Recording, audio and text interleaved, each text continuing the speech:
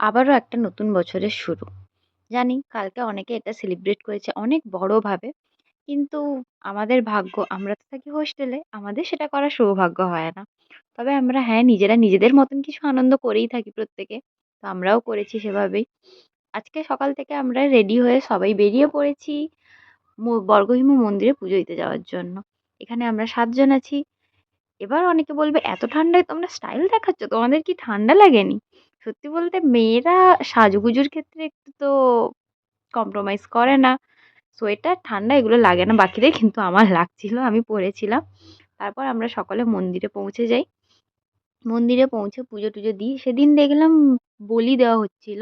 সেটাও আমরা দেখলাম।